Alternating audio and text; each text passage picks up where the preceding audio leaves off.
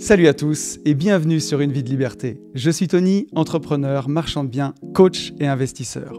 Ancien chef d'entreprise, piégé dans la rat race, j'ai changé de vie pour retrouver du temps, profiter de ma famille, voyager et exercer une activité pleine de sens.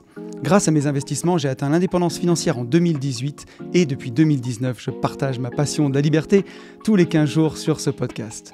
Parce que si l'argent est indispensable pour être libre dans ses poches, je suis convaincu que la vraie liberté ne vaut rien si l'on n'apprend pas aussi à l'être dans sa tête.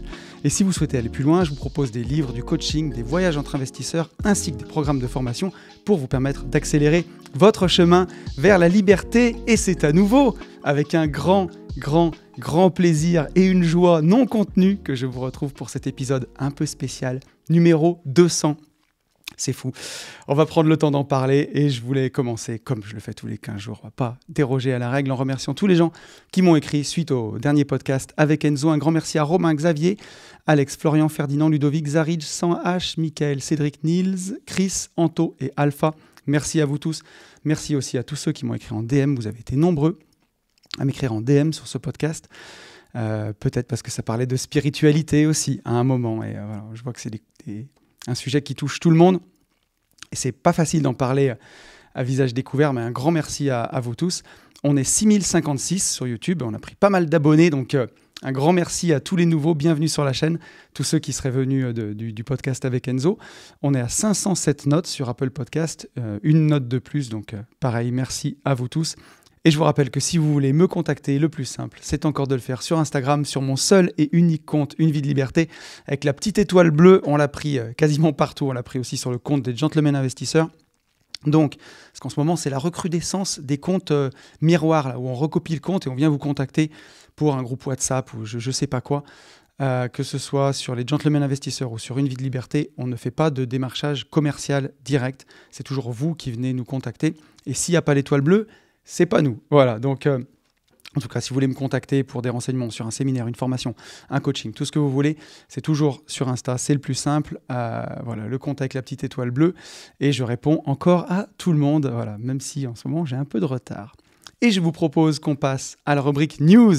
Donc, les news, c'est que j'ai passé une très bonne rentrée. J'espère que vous aussi. Donc ça y est, hein, elle est même loin derrière nous, la rentrée, parce que ce podcast sort le 22 septembre, mais assez chargé de mon côté. J'ai 2 mois où il y a pas mal d'événements entre septembre et octobre. On a eu le trail, je vais vous en parler. On est en mastermind moto cette semaine, je vais vous en parler aussi. Vous allez pouvoir me suivre sur Insta au moment où vous écoutez ce podcast. Et derrière, on enchaîne dans 15 jours avec Race, 15 jours après Race and Business et encore 15 jours après la parenthèse indépendance. J'ai beaucoup d'événements, donc voilà, en ce moment, c'est assez chargé, le planning est assez chargé.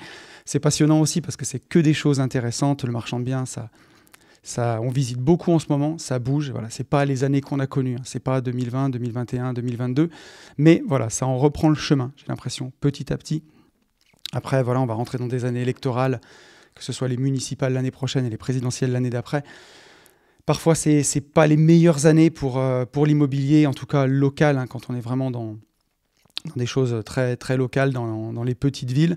Mais voilà, en tout cas, on continue, donc ça bouge. Moi, je sens que ça bouge. C'était rentrée chargée. La semaine dernière, on était au Mastermind Trail et c'était incroyable de passer ces 3 jours à la montagne. Je fais un gros coucou aussi à tous nos participants. Vous verrez le vlog sur la chaîne. Si je ne vous dis pas de bêtises, il sortira la semaine prochaine. Je suis en train de regarder l'agenda en même temps. Il sortira le 29. Donc, on vous a ramené des belles images. On était dans la vallée de la Vanoise. On a passé 2-3 jours exceptionnels avec Ben, des exercices de course en montagne et un trail de 17 km avec 1100 mètres de dénivelé positif. Donc c'était impressionnant, c'est la première fois que je faisais du trail en montagne. Et dans cette rentrée chargée, ça m'a fait du bien de prendre ce temps aussi, même si forcément on organise, donc on bosse, mais pour profiter de la nature. Et ceux qui ont suivi ça sur Instagram, vous avez vu qu'on vous a ramené aussi de belles images. C'était assez chouette à partager. Et donc, ça s'enchaîne cette semaine. J'étais là, j'ai fait beaucoup de visites, création de contenu avec les Gentlemen Investisseurs, avec Nouveau Départ, et aussi pas mal de visites IMO avant de réenchaîner. Et au moment où vous écoutez ce podcast, je suis en Mastermind Moto au Freedom Bike Tour Alpine Nation.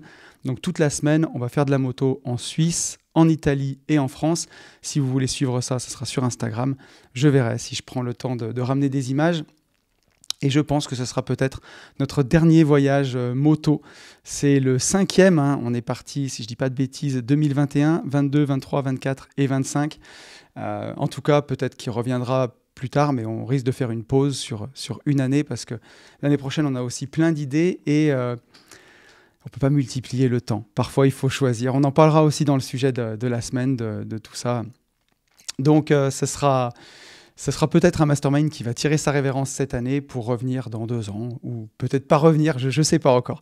Mais voilà, je suis très content aussi de partir, et c'est aussi pour ça que ma rentrée est chargée, parce que voilà, 1 semaine sur 2, je suis en séminaire, donc je ne peux pas travailler comme je le fais autrement. Et donc la semaine où je suis présent au bureau chez moi, elle est beaucoup plus chargée. J'ai plein de choses à vous dire. Cette semaine, on a filmé la vidéo de présentation de la Ferrari avec Ben. Donc voilà, ça arrive bientôt sur YouTube. On s'est cassé la tête. Je pense que vous allez vous marrer.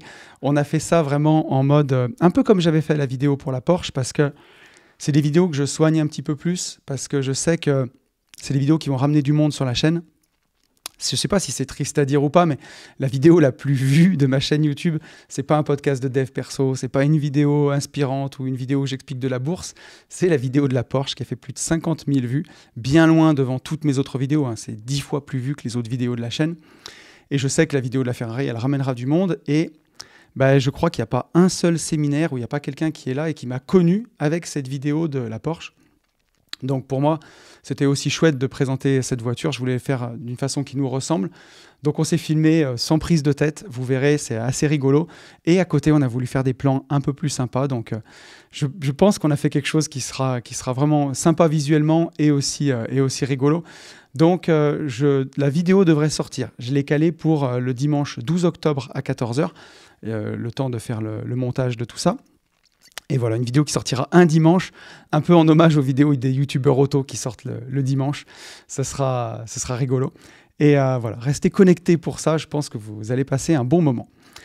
Qu'est-ce que j'ai à vous dire aussi ? Après Race and Business, je serai au séminaire de Nico Popovic à l'auditorium Planète Océan de Montpellier le 11 octobre, où Nico Popovic, illustre podcasteur que vous connaissez sûrement dans son podcast Immobilier Compagnie.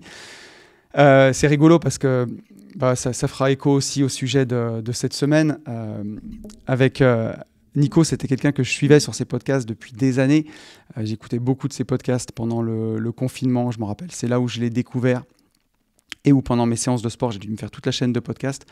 Et c'est drôle de se dire qu'avec le temps, des gens que j'écoutais et que j'admirais sont devenus aussi mes potes. Donc c'est trop bien. Et Nico m'a invité à son séminaire et il m'a mis au défi où il n'y a pas de PowerPoint, il n'y a pas de slide, il n'y a rien du tout. C'est au talent devant tout le monde. Donc il y aura une centaine de personnes et il reste encore des places. Donc si ça vous dit, je vous mettrai le lien dans la description du podcast. Ce sera à Montpellier le samedi 11 octobre. Donc voilà, moi après Race and Business de Alès, je file à Montpellier et je serai là tout le samedi. J'ai encore quelques annonces à vous partager qui sont importantes aussi. Les 20 et 21 novembre pour le coaching intensif Nouveau Départ, il reste 3 places. Alors j'ai quelqu'un qui m'a écrit ce matin, il en reste peut-être même que 2. Mais voilà, si vous écoutez Une vie de liberté pour le côté dev perso, je suis persuadé que ça peut vous aider vraiment. J'avais encore quelques coachings cette semaine et c'est aussi pour ça que c'était la course cette semaine parce que j'ai repris à donner un peu de coaching. J'avais arrêté pendant 6 mois et voilà, comme je suis passionné, je suis content, mais j'en mets toujours trop, bien entendu. Et je me rends compte à chaque fois que quand c'est même pour des coachings investissements, il y a souvent des problématiques de développement personnel. J'étais avec un participant aussi au Mastermind Trail et voilà, on s'est rendu compte que au-delà des problématiques d'arbitrage, de finances, et à un moment, quand on gratte le vernis, on se rend compte qu'on n'a peut-être pas réglé des choses et c'est la bonne occasion de le faire. Et le coaching intensif Nouveau Départ, c'est 2 jours, c'est que 2 fois par an. La prochaine fois, ce sera au mois de mai. Donc, si vous sentez que vous avez envie de vous offrir ça, ce sera les 20 et 21 novembre et il reste, je pense, 2 places pour le coup. On change de registre. Mastermind Marchand de Biens, les 11 et 12 décembre. On voulait faire une seule date par an avec Ben. Et devant la demande générale, on en a fait 2.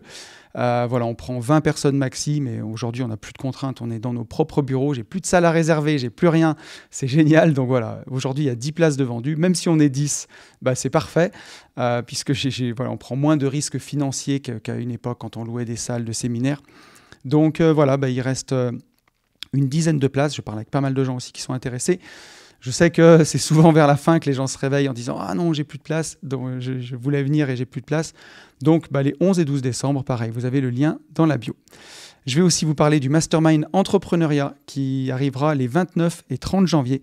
Pour l'instant, les places ne sont pas encore en vente, mais si jamais vous avez envie de nous rejoindre, save the date, comme on dit, 29 et 30 janvier, c'est un jeudi et vendredi, le dernier jeudi et vendredi de janvier.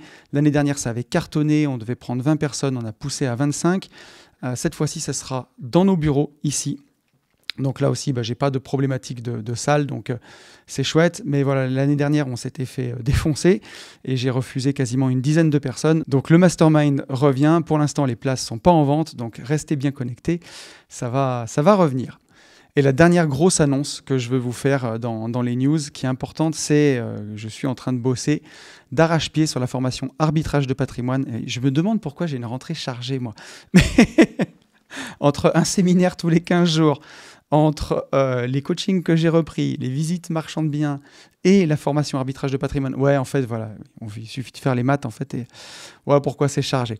Mais c'était une formation qui me tenait vraiment à cœur parce que c'est l'atelier que je présente à la parenthèse indépendance. Et comme la parenthèse indépendance, cette année, elle est complète et ce sera vraisemblablement la dernière, peut-être qu'on aura encore du coaching de groupe sur plusieurs jours. On réfléchit à des concepts, mais pour l'instant, on n'a rien trouvé. Donc, la parenthèse, dans sa forme actuelle, elle va s'arrêter. Et justement, cet atelier d'arbitrage, je le donnerai plus aussi souvent qu'avant. Et comme je voulais immortaliser toute cette compétence que j'avais acquis avec le temps, que j'avais réussi à synthétiser, je voulais la filmer pour, tout simplement pour l'immortaliser. Et c'est ce que je suis en train de faire aujourd'hui. J'ai filmé la moitié des vidéos. Et ça va être un vrai gros morceau. Je ne me suis jamais attaqué à un truc comme ça tout seul. Je pense qu'à la fin, on va arriver à, une fois monté, entre 8 et 10 heures de contenu, à mon avis. J'ai eu des cobayes qui l'ont testé, des testeurs qui l'ont vraiment trouvé vraiment très bien. Des gens qui sont sur des problématiques d'arbitrage, des gens qui sont plutôt sur la bourse, d'autres plutôt sur la crypto, d'autres qui sont que immobiliers. Ils ont tous trouvé leur compte. Donc, je suis très content. Et je peux vous annoncer d'ores et déjà une date de sortie. Voilà, donc c'est une formation qui sortira. J'ai pas encore totalement fixé le prix, même si j'ai une petite idée de à combien on va arriver. Mais je vais attendre d'avoir terminé. Mais ça sortira en tout cas le 7 novembre sur le podcast privé. Et habituellement, je fais moins 20% pour la sortie et sur quelques jours, je fais 10% de plus pour les auditeurs du podcast privé. Donc, il y aura moins 30% à partir du 7 novembre. Et à partir du 14 novembre, une semaine après, pour tout le monde, moins 20% pour le lancement pendant quelques jours. Donc voilà, 7 novembre, 14 novembre, c'est dans un mois et demi. D'ici là, je suis en train de tourner les dernières vidéos. Et ce sera prêt. Et voilà, c'est peut-être un des projets qui en tout cas perso, qui me tient le plus à cœur ces dernières années. Et je serais ravi de le partager avec vous. Un gros morceau. Je ne pense pas que ce soit... Personne n'a jamais fait ça encore. Enfin, pas de cette façon-là, pas aussi complet, pas sur des investisseurs particuliers qui vraiment avancent sur leur propre patrimoine. Donc je suis content encore, une fois de plus, d'avancer sur ces sujets-là qui me passionnent et de pouvoir apporter ma touche, ma vision des choses sur des sujets qui sont inédits. Donc voilà, restez à l'affût, le 7 novembre pour le podcast privé, le 14 pour tout le monde, pour ce beau lancement qui s'annonce. Et je vous propose, sans transition, qu'on revienne sur le podcast de la dernière quinzaine, le podcast avec Enzo, un podcast que j'ai énormément aimé faire, un podcast différent. Vraiment, pour le coup, dans les canapés, un podcast, je vous en parlerai aussi tout à l'heure, ça va revenir dans le sujet de cette semaine, mais j'ai préparé énormément de trucs pour au final tout jeter et faire le podcast sans aucune note. C'est des choses que je ne fais jamais. Donc, et ça fera partie aussi du sujet de cette quinzaine, donc je vais vous en parler. On va prendre, et donc, une fois de plus, Enzo a fêté son anniversaire, donc joyeux anniversaire Enzo, bienvenue à tous ceux qui m'ont découvert avec la communauté d'Enzo. sur le podcast. Restez à l'affût du round 2 où je vais passer chez Enzo. Ça devrait sortir d'ici une quinzaine de jours ou un petit mois. Donc voilà, où je vous parlerai aussi de spiritualité pour la première fois pour le coup. Et merci encore à toi Enzo pour ce partage sincère et authentique.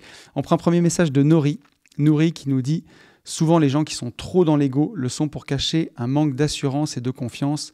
Quand tu sais ce que tu vaux, tu n'as pas besoin de prouver. » Et effectivement, je voulais revenir un petit peu là-dessus parce que pour le coup, Enzo, il a eu des gros résultats, on l'a vu, sur sa carrière sur Internet, il a fait 20 millions d'euros de chiffre d'affaires.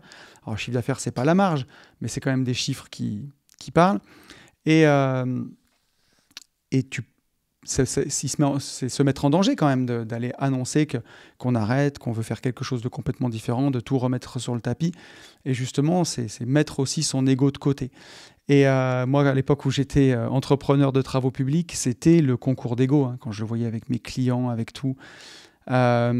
C'était, comment dirais-je, quand on est confronté à ça, moi qui étais petit entrepreneur de TP, je voyais un petit peu ces guerres d'ego et je me disais que c'était des gens qui avaient souvent tout réussi dans leur vie, des gens qui étaient au-dessus de moi, qui valaient peut-être même mieux que moi à l'époque, c'est ce que je me disais. Et en fait, quand on gratte le vernis, on se rend compte que souvent derrière ça, il y a effectivement du manque d'assurance, du manque de confiance et que c'est fait pour cacher tout ça. Et effectivement, quand tu as trouvé la paix après, quand tu sais ce que tu vaux, tu fais les choses pour toi, en fait. Tu n'as plus besoin de prouver. Et peut-être aussi que quand tu as eu certaines choses, quand tu as réussi à faire certaines choses, tu te rends compte que voilà, une belle voiture, c'est trop bien, mais ce qu'il y a de plus important, c'est surtout avec qui tu la conduis. Un beau voyage, c'est génial, mais ce qui est important à la fin, c'est surtout avec qui tu le partages. Et voilà, faut peut-être avoir des fois fait le tour de ça pour se rendre compte que le vrai bonheur n'est pas que dans le montrer, le prouver, le matériel, mais qu'une fois que tu l'as vu, c'est plus dans les gens avec qui tu vas partager tout ça. On a un message de Chris. Merci à toi, Nori. Un message de Chris qui nous dit « Salut, super ce dernier podcast. J'adore les témoignages de vie comme celui d'Enzo. La capacité à rebondir, à se réinventer, à faire toutes les erreurs du monde, puis accepter l'idée qu'accumuler les euros ne rend pas forcément heureux ou libre dans sa tête. » Voilà, Enzo, Chris, tu vois, ça corrobore exactement ce que je viens de dire dans le message où je répondais à Nori. C'est triste parce que parfois tu te dis qu'il faut aller jusque-là pour s'en rendre compte. Et quelque part, je suis vraiment heureux d'avoir pu m'offrir une Porsche, une Ferrari dans la quarantaine, tu vois, en début de quarantaine, parce que je sais que c'est pas le goal ultime d'une vie. Aujourd'hui, c'est trop bien, ça me rend heureux. Là, quand on a fait la vidéo Ferrari avec Ben, on s'est éclaté, on l'a fait hurler dans les montagnes, on a vraiment passé un bon moment. Mais c'est cool parce que j'étais avec Ben, parce que j'ai filmé avec Ben, parce qu'on l'a partagé tous les deux. On aurait pu très bien le faire avec une Mégane RS et s'éclater autant et avec une voiture à 20 000 euros. C'est pas le prix de la voiture qui compte. Et aujourd'hui, bien sûr que ça me fait plaisir, mais c'est quelque chose qui ne me définit pas.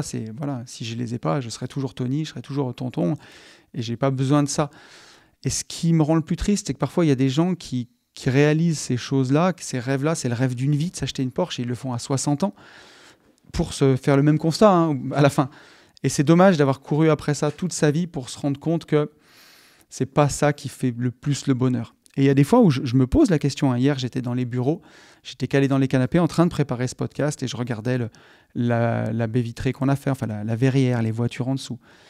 Et je me disais, demain, je suis prêt à revendre tout ça, parce qu'il y a de la plus-value latente dans les bureaux, ça pourrait être une bonne affaire, à revendre tout ça.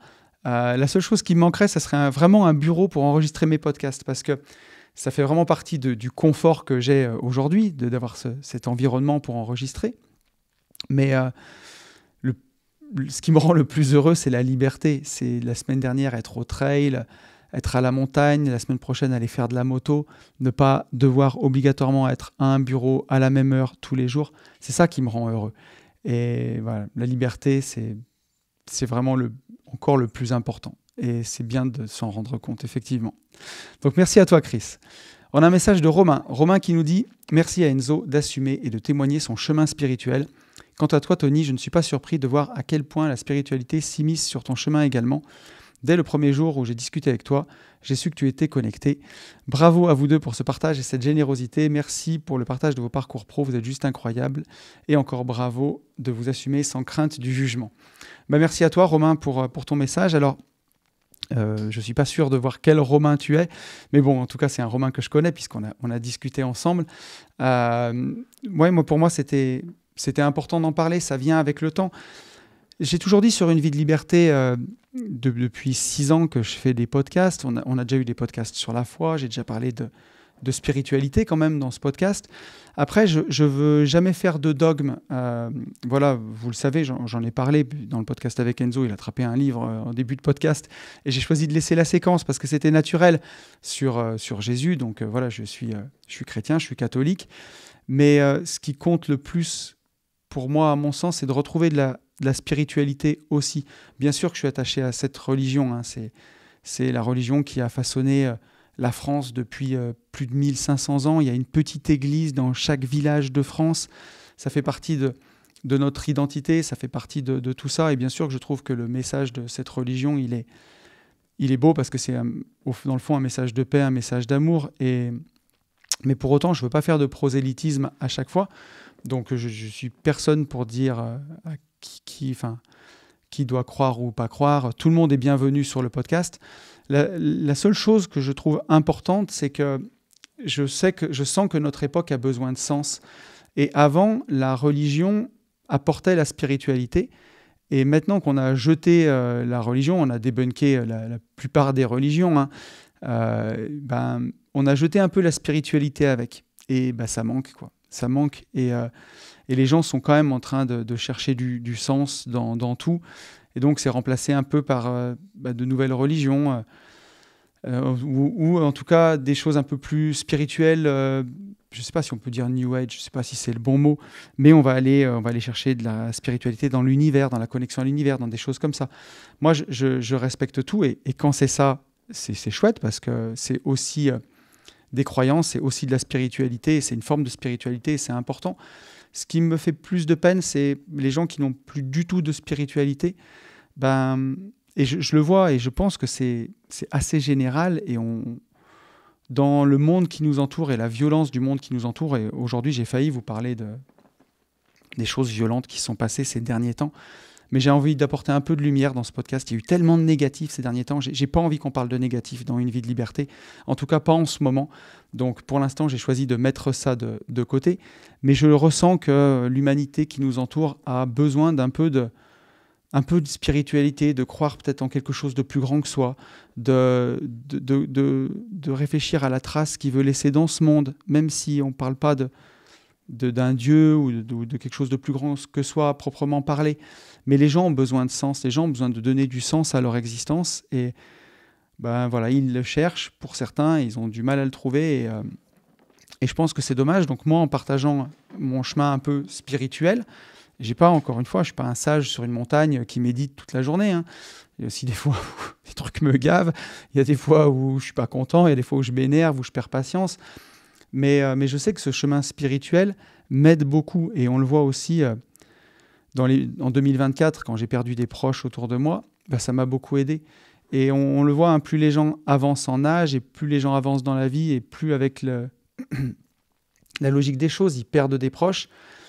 Même les plus athées, parfois, se tournent vers une forme de spiritualité parce que ça fait du bien de croire que les gens qui sont partis, les gens qui nous entourent, d'une certaine façon, ils sont encore autour de nous. Et parfois, le côté scientifique autour de moi, je l'explique aussi comme ça pour les gens les plus athées, mais de dire que les atomes qui composent notre corps, qui composent la planète, qui nous compose, ils ont été créés au moment de la création de l'univers, il y a 13,9 milliards d'années, et que les atomes qui me composent, quand je ne serai plus là, eux seront encore là et ils composeront d'autres choses. Donc peut-être que d'une certaine façon, même si c'est de la matière, tous les gens qui ont été là, qui nous ont quittés, sont d'une certaine façon encore là. Ça peut être un premier pas, un premier pied vers un peu de spiritualité. Voilà, après, il ne faut pas forcer les choses. Et moi, sur le podcast, je ne serai pas celui qui va faire de prosélytisme là-dessus, pas vraiment.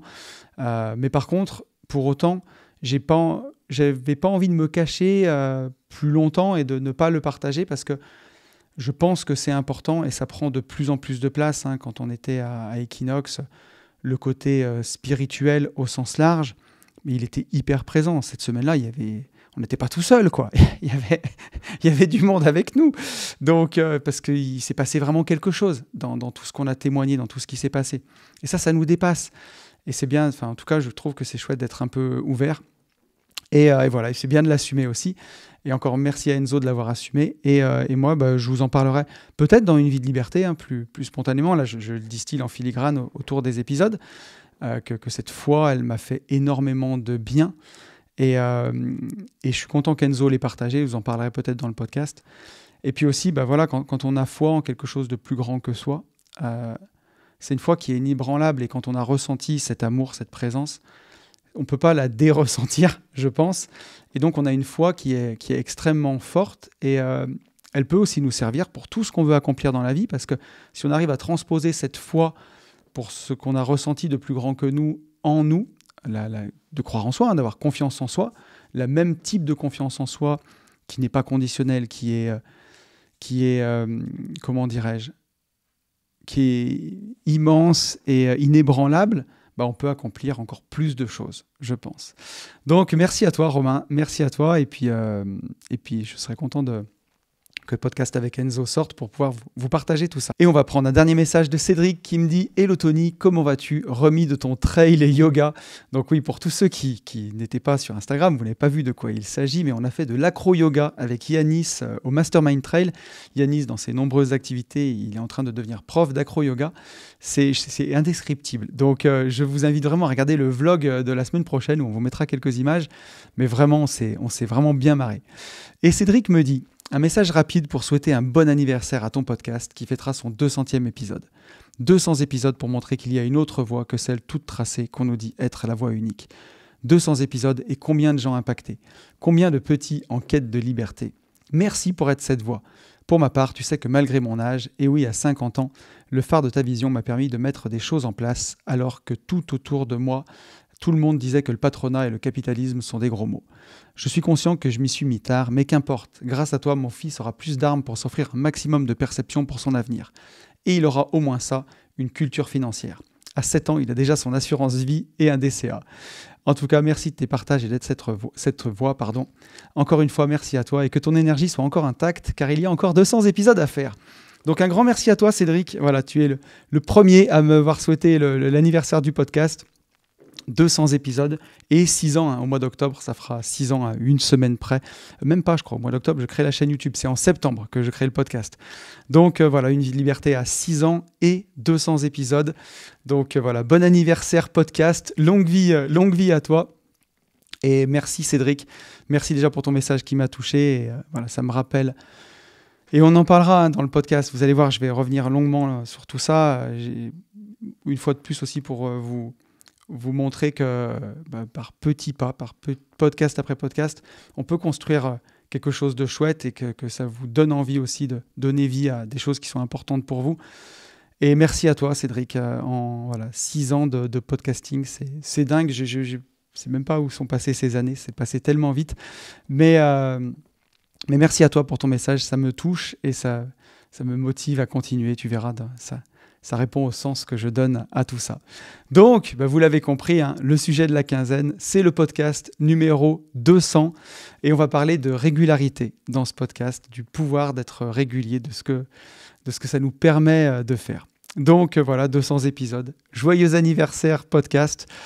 J'ai fait 200 épisodes coûte que coûte sur 6 ans, depuis ce mois de septembre 2019. D'abord un épisode par semaine qui sortait.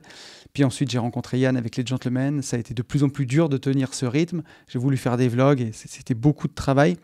Donc, ça a été des grandes questions. Et je suis passé à un épisode tous les 15 jours. Les plus anciens qui sont là sur le podcast se souviennent de ces questionnements. Mais voilà, un épisode ensuite tous les 15 jours avec un vrai choix conscient, mais sans jamais lâcher la barre. Le podcast est toujours sorti. Et je me suis longuement posé la question. Je me suis dit, mais qu'est-ce que je vais faire pour l'épisode 200 ? Comment je vais fêter ça ? J'ai toujours plein de sujets possibles dans mes notes, notamment un épisode que je voulais faire et j'ai changé d'avis hier, pour le coup. Donc ce sera l'épisode de la semaine prochaine, a priori, avant que je change d'avis. Mais j'ai toujours plein de choses dont je veux vous parler. Mais pour marquer les 200 épisodes, je voulais faire quelque chose d'un peu symbolique.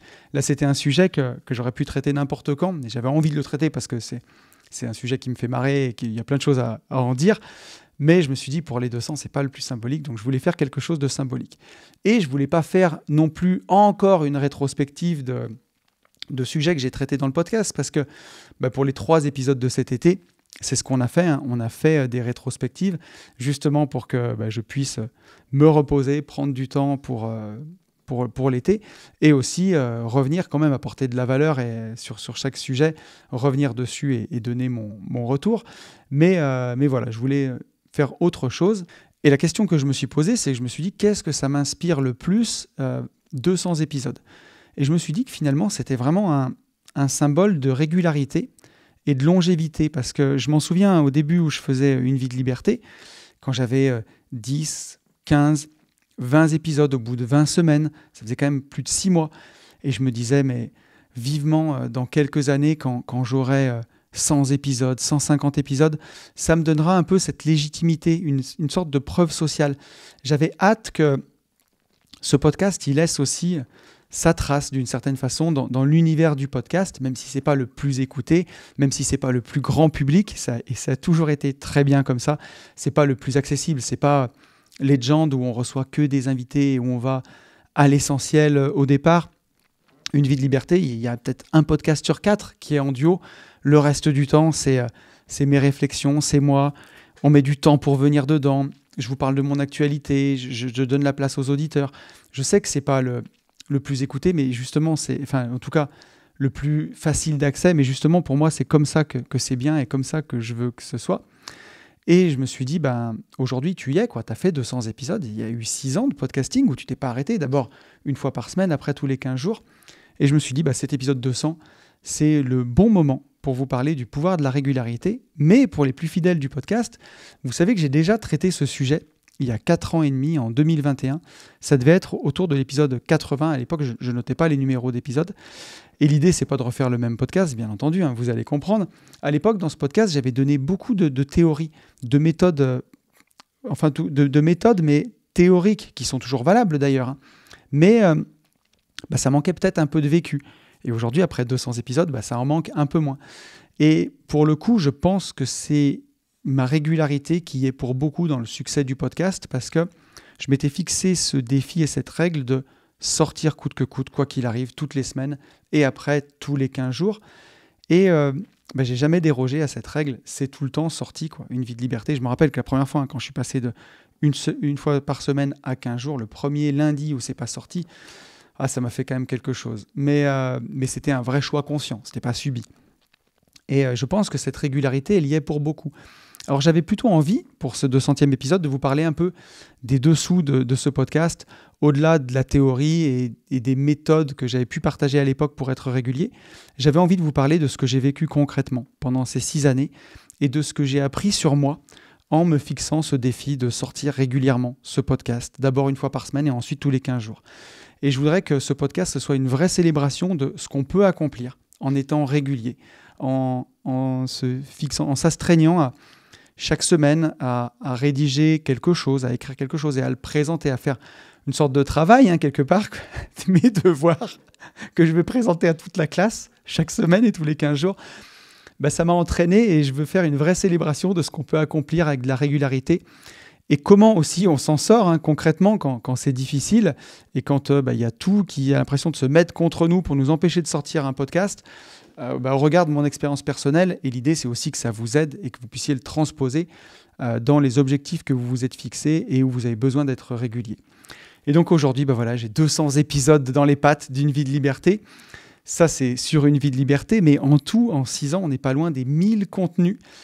Si je prends tous les vlogs qu'il y a sur la chaîne, tous les podcasts, et du côté des gentlemen investisseurs, tous les vlogs, tous les podcasts et tous les podcasts Nouveau Départ, on n'est pas loin des 1000 contenus. C'est un peu dur à compter. Et encore, je ne compte pas les shorts et les réels, sinon c'est encore plus que ça.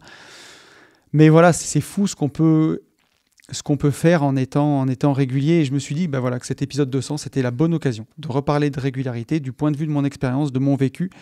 parce que je me dis qu'aujourd'hui, voilà, j'ai la légitimité pour le faire par l'expérience. À l'époque, j'avais déjà 80 épisodes dans les pattes, mais aujourd'hui, avec 200, je pense que je peux vraiment parler de légitimité, enfin, je peux vraiment parler en étant légitime sur ce que c'est d'être régulier, de se lancer le défi d'être régulier. Et la légitimité, c'est important.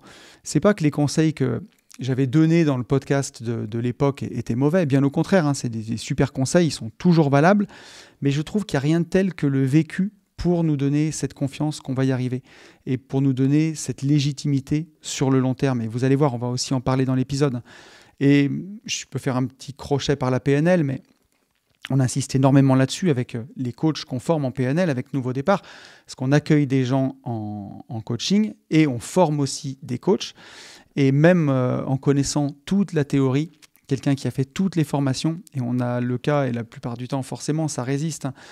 Un coach PNL, il est légitime parce qu'il est allé au fond de sa grotte et il a affronté son dragon, quoi. Voilà.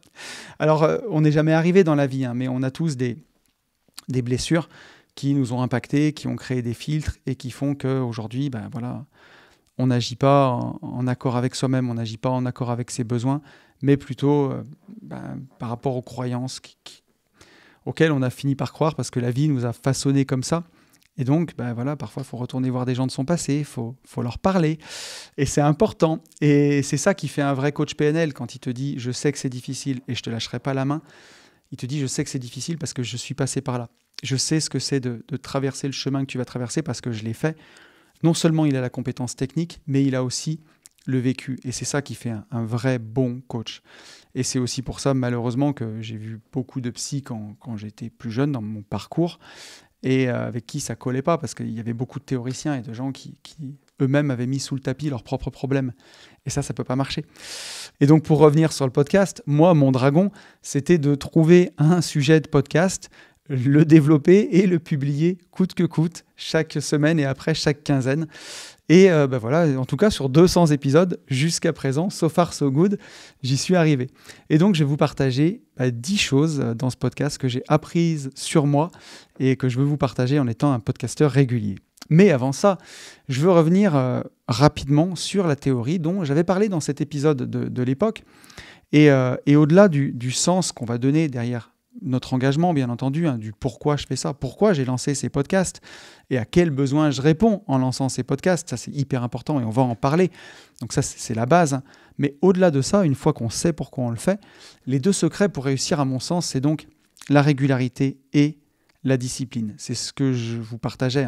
Et ce n'est pas les secrets juste pour faire du podcasting, c'est le secret pour atteindre n'importe quel objectif. La régularité, c'est un peu le rythme qui va pouvoir nous permettre de déclencher cet effet cumulé des résultats, comme les intérêts composés en bourse. Vous le savez, si on s'améliore chaque jour de 1%, on peut atteindre des résultats incroyables. Et la discipline, ça va être le contrat moral qu'on se fait avec soi-même pour tenir ce rythme. Pour moi, c'était important de lancer ces podcasts, mais je me suis fait un contrat moral de les sortir, de le faire. Et ces principes, je les avais déjà posés à l'époque, mais je le disais, ça restait un épisode peut-être assez théorique, et aujourd'hui, avec 4 ans de plus, je suis passé de 80 épisodes à 200, soit un joli 2 fois et demi d'épisodes en plus, et l'idée, c'était de vous faire un vrai retour d'expérience sur les challenges que j'ai rencontrés à rester régulier, malgré ces bases, malgré vraiment une vraie motivation, une vraie envie. En tout cas, je réponds à un besoin quand je fais ces podcasts. Je me suis fixé ce rythme et j'ai eu cette discipline, mais ça n'a pas toujours été facile. Malgré cette théorie, ça m'a challengé et je voulais vous montrer ce que ça m'a apporté concrètement et surtout comment j'ai surmonté les hauts et les bas, les moments difficiles et le vécu. Mais avant de rentrer dans ces 10 choses que j'ai apprises en étant régulier dans le podcast game, je voulais revenir au-delà du podcasting pour que vous puissiez aussi faire le lien avec ce que ça permet de faire. Parce que tout le monde n'est pas podcasteur, ceux qui m'écoutent. Je voudrais que ça vous permette de voir, en appliquant les conseils que je vais vous donner, comment ça peut vous permettre de faire le lien et comment moi, dans ma propre vie, ça m'a aussi permis de faire le lien sur ce que cette régularité, elle m'a apporté, elle peut apporter dans la vie en général. Et voilà, vous puissiez faire le lien avec vos propres objectifs. Et si je pars sur la santé, par exemple, moi, ça m'a énormément aidé d'être régulier, typiquement avec les 10 000 pas par jour. Je me suis fixé de faire 10 000 pas par jour et je l'ai même tenu et je suis même presque à 12 000 pas par jour depuis un peu plus d'1 an. Mieux vaut aussi marcher chaque jour plutôt que être très sédentaire et aller une fois par semaine ou 2 fois par semaine se faire 10, 15 ou 20 km parce que on évite les risques de blessures. Alors au-delà du fait qu'on peut aimer la course à pied par exemple, hein, ça c'est pas bien entendu, on peut aller courir pour le plaisir, mais si vraiment le but c'est juste d'être en forme, on se blesse moins en étant plus régulier, en marchant plus, on a aussi moins faim. Quand on a fait un footing, moi des fois je reviens, ça nous ouvre la faim et les calories qu'on a brûlées au jogging, on les reprend dans l'assiette. Et parfois on est surpris, hein, si moi je prends parfois des gens que je peux connaître qui courent, et quand on regarde un peu nos applis de course, on se rend compte que même moi en courant beaucoup moins, alors là j'ai fait du trail ces derniers temps, je me suis entraîné à la course, donc bien sûr ça me rajoute des pas, mais parfois on a autant de pas sur une année en marchant 10 000 pas par jour que quelqu'un qui marche moins, qui a un emploi plus sédentaire, mais qui court beaucoup. Et on fait finalement parfois autant, voire plus d'activités que quelqu'un qui a un job sédentaire, mais qui est plus sportif. Donc en étant régulier, on peut accomplir plus que certaines personnes qui vont faire moins, mais plus intensément. Sur la nutrition aussi, je peux vous en parler. Hein. Quand j'ai commencé ces podcasts, heureusement, je ne filmais pas. Heureusement, ce n'était pas un drame, mais je faisais 93 kilos à l'époque pour 1m76 en 2019. À cause de mes hernies cervicales, je m'étais blessé. C'est juste le moment où je reprenais le sport, quand j'ai repris une vie de liberté, quand j'ai démarré une vie de liberté. Et je faisais 93 kilos et aujourd'hui, j'en fais 81. J'ai perdu 12 kilos. Et l'objectif, ce serait de retrouver mon poids de forme à 78 kg. Donc, il me reste encore 3 kg à perdre. Mais j'en fais pas une maladie. Voilà, ils se perdent avec le temps. Il m'a fallu 6 ans pour perdre 12 kg parce que je l'ai fait très régulièrement, en mangeant bien, très doucement. Mais voilà, la perte, au moins, elle est durable et elle résulte de ces 10 000 pas par jour, hein, de ces habitudes sportives, de changements alimentaires. J'ai fait aussi attention. Et du coup, ce qui est chouette, c'est que même quand je fais des excès, il n'y a pas de reprise sur le long terme. Il y a un vrai effet de régularité. C'est lent, mais c'est durable. Et c'est bien mieux que faire un régime miracle où là, si j'arrêtais de manger, je mangeais de la poussière pendant quelques semaines, je perdrais ces 3 kilos. Mais non, en fait, je m'en fiche si c'est le mois prochain ou dans 3 ans. Le but, c'est que ce soit vraiment durable. Donc, on peut accomplir aussi de grandes choses en étant vraiment régulier. Sur le patrimoine aussi, hein, je vous parlais de la formation arbitrage de patrimoine que je suis en train de faire. Elle découle aussi du fait que je fais le suivi régulier de mon patrimoine chaque mois depuis plus de 10 ans. Aujourd'hui, depuis mars 2015, je m'astreins à le suivre hyper régulièrement. Avant, c'était un peu plus... Je savais combien d'immobilier j'avais et combien de crédits j'avais en face, mais je ne faisais pas les choses aussi précisément que je l'ai fait depuis 10 ans maintenant. Et vraiment, c'est indispensable et ça m'a aidé à calculer mes rentabilités, à faire mes arbitrages au mieux, à gérer ma fiscalité. Pour moi, c'est indispensable. Ça m'a vraiment permis de piloter mon patrimoine le plus près possible. Et je vous parlais de ce travail de formation. C'est la dernière fois où j'ai été cumulé à ça. C'est sur la formation arbitrage de patrimoine dans laquelle je suis encore.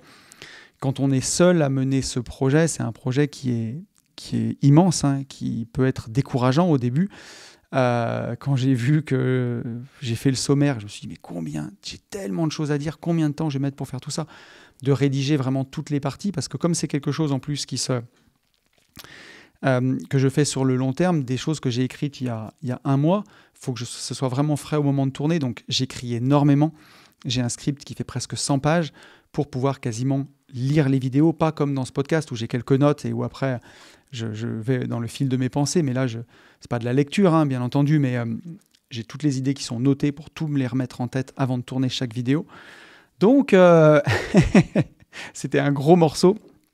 Et en fait, en le découpant en tout petits objectifs, en étant régulier, en travaillant 1 heure par jour, pierre par pierre, petit à petit, c'est le genre de petit jeu de mots avec le patrimoine, pierre par pierre, mais c'est comme ça qu'on arrive à construire des gros projets. Et bien entendu, la bourse, hein, le dernier exemple, avec le DCA, investir 1 fois par mois, 500 € par mois, ça paraît pas grand-chose, mais sur 30 ans, ça donne 1 million. Donc voilà, je ne dis pas qu'on ne les sent pas passer, hein, 500 € par mois, c'est de l'argent, hein, mais Mais par contre, ça fait 1 million quand on part à la retraite, et c'est pas la même retraite avec 1 million sur les comptes. Et c'est cette régularité qui construit l'exponentiel.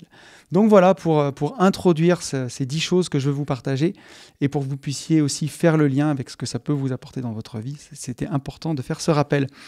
Et maintenant, je vous propose qu'on passe à ces 10 choses que j'ai appris sur moi, que j'ai appris dans ces 6 ans de podcast. La première, c'est que quand on veut, on peut. Voilà, donc je reviendrai un peu plus loin sur le sens, parce que c'est essentiel. Et c'est pas histoire de se forcer, d'avoir un truc no pain, no gain, le podcast sortira, on s'en fout. Voilà, non, il faut à chaque fois se rappeler pourquoi on l'a fait.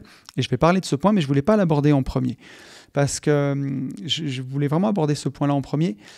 J'aurais eu des dizaines d'excuses au fil du temps de ne pas sortir le podcast. J'ai tout eu en 6 ans. Un invité qui me plante au dernier moment, 2 jours avant que le podcast sorte. Un voyage où je suis parti et où je dois enregistrer pendant que je suis en voyage parce que je n'ai pas pu faire autrement. Une super visite IMO que je ne veux pas rater dans le créneau d'enregistrement du podcast. Un gros souci qui me tombe dessus au dernier moment, notamment sur un des biens immobiliers où j'ai eu un procès. Je devais enregistrer un podcast et j'ai appris une décision de justice qui n'était pas celle que j'attendais juste avant. Donc, j'aurais eu plein d'occasions de dire « Ok, c'est bon, ça me saoule, j'arrête, je vais me cacher sous mon lit et j'arrête. » Mais en fait, voilà, quand il y a une volonté, il y a un chemin. Alors, vous verrez, derrière tout ça, il y a le sens pour lequel je le fais. On va en parler tout à l'heure, qui donne du sens à tout ça et qui donne la motivation, la discipline de dire « Ok, je sais qu'il y a ça qui est plus important que le reste et j'y vais quand même. » Et je vous dirai comment j'ai fait, mais pour moi, quand il y a une volonté, il y a un chemin. J'ai même eu des travaux chez moi à une époque, quand j'ai déménagé en 2021. Du coup, j'enregistrais à 5h du matin parce que c'était le seul moment où je pouvais le faire. Il y a même eu des fois où je ne pouvais pas enregistrer à 5h du matin, j'ai dû enregistrer en journée et j'ai demandé aux ouvriers de m'offrir 1 heure de silence, d'aller ou boire un café ou d'aller à Brico Dépôt chercher du matériel, mais de m'offrir 1 heure de silence. J'ai osé demander ça pour pouvoir créer ça. Et j'ai préparé des podcasts de partout, dans des Airbnb. J'ai fait des podcasts dans des voitures. Alors, pas sur Une vie de liberté, mais avec Yann, j'ai fait des podcasts dans des voitures. J'ai fait des podcasts en tout cas, j'ai préparé des podcasts dans des lounges d'aéroport. J'ai préparé des podcasts dans des voitures enregistrées et préparées. J'ai préparé des podcasts en van, en France, en Italie, en Espagne, au Maroc, au Japon, aux États-Unis. Un peu partout. Et je vous le disais, j'ai enregistré des podcasts avec des invités parfois à 23h. J'ai enregistré à 5h du matin. J'ai enregistré dans des hôtels. J'ai enregistré en vacances. J'ai enregistré dans des Airbnb. J'ai enregistré avec mon téléphone. J'ai enregistré dehors. J'ai enregistré chez mes parents, dans les bureaux d'un pote, quand vraiment il y avait... Je ne pouvais plus à l'époque où je ne filmais pas. J'ai enregistré dans les bureaux d'un pote. J'ai enregistré en Espagne. J'ai enregistré même dans ma voiture pour avoir du calme. Donc, quand on veut, on peut. On trouve un moyen. Et parfois, quand je me dis que c'est difficile et que je ne vais pas y arriver, j'essaye de me rappeler de ce petit shot de dopamine que j'ai quand le podcast est fini, quand il est dans la boîte, quand il est enregistré, où je me dis « ça y est, c'est sorti, le prochain, c'est dans 15 jours, il n'y a plus qu'à en parler, à en faire la promotion, bien sûr, à faire que Elodie fasse le montage. Mais en tout cas, je me dis, voilà, ça y est, hop, trop bien, c'est fait. Et voilà, et à vaincre sans péril, on triomphe sans gloire. Donc ça fait aussi partie du jeu que parfois, ce soit un petit peu difficile. Et c'est ce qui fait aussi qu'à la fin, on est fier de soi. Et même dans les moments où c'est plus dur, il y a toujours une solution. Alors début d'année, je me suis blessé au dos et ça a recommencé. J'étais chez l'ostéo hier et d'ailleurs, début d'année, je n'arrivais pas à rester assis sur une chaise. Mais quand j'enregistre un podcast, je le sens plus. Et là, au début du podcast, et peut-être que ça s'est senti dans le début, c'est plus difficile d'être dedans parce que mes douleurs au dos sont revenues. Alors, c'est pas grand-chose, mais c'est une contracture. Et en fait, quand je suis dans le flow, je le sens plus. Là, je le ressens parce que j'y repense. Mais c'est fou. Et en fait, voilà, même avec des fois de l'inconfort, on peut y arriver parce que quand on est dans l'état de flow, on n'y pense plus. Et pour parler de choses plus graves qu'une blessure au dos, même quand autour de moi, j'ai perdu des proches et que ça a été difficile et que j'avais vraiment autre chose à penser et autre chose à avoir envie que de faire des podcasts, quelque part, c'était l'inverse. Ça m'a fait du bien d'enregistrer un podcast finalement Et ça m'a fait du bien que le podcast soit là, un peu comme une petite bouée, comme une régularité, comme quelque chose à quoi me raccrocher quand je suis triste et à me dire c'est cool qu'une vie de liberté soit là parce que je vais pouvoir parler d'un sujet qui n'a rien à voir et m'offrir 1 heure, 2 heures, 3 heures d'évasion et penser à autre chose finalement. Et pour faire le lien, finalement, avancer quand même sur un projet qui nous tient à cœur quand il n'y a rien qui va, parfois ça fait tout simplement du bien. Ça nous rend fiers et ça nous fait tout simplement du bien. La deuxième chose que j'ai appris, c'est que j'ai toujours des choses à dire. Voilà, j'ai toujours des choses à dire. C'est des choses à dire tous les 15 jours en tout cas. Et c'est peut-être la première réflexion qu'on me fait quand je dis que je fais du podcasting depuis 6 ans et que j'ai fait 200 épisodes, en tout cas sur Une vie de liberté, pas solo, parce qu'il y a pas mal mais peut-être au moins 150 épisodes solo. Les gens qui me disent « Mais comment tu trouves encore des choses à dire ?» Et je ne sais pas si un jour ça s'arrêtera, mais en tout cas, pour l'instant, jusqu'à présent, j'ai toujours des choses à dire. Et moi aussi, parfois, j'ai cette peur et des fois, je me dis est-ce que là, j'ai 3 idées de sujets pour les mois et demi qui arrivent, mais est-ce que je vais encore avoir des choses à dire ? Et il y a des fois où je suis moins inspiré, ça m'arrive aussi, ou que sur le moment, quelques jours avant le podcast, j'ai aucun des sujets que j'avais notés qui me donne envie du tout. Et vous verrez que l'envie, pour moi, elle est aussi très importante. Et j'ai pas d'idée. Et voilà, et même quand j'ai plus d'idées, que je crois que j'en aurai pas, finalement, la ressource, elle vient avec l'action. En se mettant derrière la feuille, en se disant « Ok, de quoi j'ai envie de parler ?» ça vient, il y a toujours des choses à dire. Et ça, je pense que c'est un des vrais effets de la régularité, c'est que même si on n'est pas toujours inspiré, quand on doit sortir quelque chose, on doit faire quelque chose coûte que coûte, on trouve la ressource et finalement, ça vient, quoi. Et il y a eu des fois où la veille de tourner l'épisode, je savais toujours pas de quoi j'allais parler, j'en savais rien, mais comme de toute façon il fallait tourner le lendemain, voilà, la magie opère. Alors bien entendu, j'ai développé des techniques parce que je sais pas de quoi je vais parler et demain je ponds 1 heure de podcast. J'y reviendrai tout à l'heure. J'ai toujours des idées de jokers qui peuvent m'aider et ça aussi, ça peut nous aider quand on a besoin d'être régulier, d'avoir des jokers qui nous permettent de faire les choses quand même. La troisième chose que j'ai appris dans ces 6 ans, c'est que mieux vaut fait que parfait. Et qu'un épisode moyen qui est publié, c'est toujours mieux qu'un épisode parfait qui est resté dans notre tête et qui n'est pas sorti. Et ces 6 dernières années, c'est arrivé que j'ai des grosses périodes de rush où j'ai préparé des épisodes en 1 heure. Je me souviens d'un épisode avant le Mastermind Moto de 2022, donc il y a 3 ans, que j'ai préparé en 1 heure dans la voiture avec Ben, où Ben conduisait et on allait à Clermont-Ferrand. Et j'ai préparé ce podcast en 1 heure. Et j'ai quand même enregistré, j'ai quand même publié, et c'est un épisode qui a eu énormément de succès. C'était, je crois, sur les dictons à la con qu'on peut répéter et débunker des dictons. Et je pense que cette régularité, s'imposer une régularité, ça libère de la perfection. On se dit, de toute façon, il faut que ça sorte. Donc, c'est pas grave si c'est pas parfait. Et même un épisode qu'on va juger moyen ou peu inspiré, en tout cas que moi je vais juger, je dis c'était pas le meilleur. Cette fois-ci, c'était pas fou. Ou je suis pas très inspiré. Je sens moi quand j'enregistre que je suis un peu au forceps. Ça vaut mieux que de rien sortir ou de rien faire du tout. Je le vois sur une semaine comme celle-ci, je suis vraiment dans le rush et peut-être que vous le ressentez ou pas, mais dans les premières 10 minutes du podcast, c'est un peu dur de se mettre dedans. C'est un peu dur d'être présent, de dégager ce flow que j'ai maintenant là, où là, ça y est, je suis dedans, quoi. Et si on se dit, j'y vais pas, c'est dommage parce qu'on se prive de tout le flow qu'il peut y avoir derrière. Et voilà. Et dans tous les cas, il faut se lancer, il faut faire parce que de toute façon, c'est de l'expérience en plus. C'est une fois de plus où on aura vaincu cette inertie du départ, ce petit truc du départ où ça fait que ça coince et une case de plus, une pierre de plus dans la case, j'ai réussi. Je me suis levé du canapé, je suis allé à la salle de sport. J'ai pris mes baskets, je suis allé marcher, même si c'était 22h et que j'avais pas tous mes pas. C'est un vote de plus pour je mérite mieux quelque part. Et voilà, avec la régularité, on va accumuler de l'expérience. Et cette expérience, je pense qu'elle compense largement un épisode qui est moins bon. Et en fait, elle contribue même à ce qu'un épisode moins préparé puisse être bon. Et on peut faire un parallèle avec l'écriture.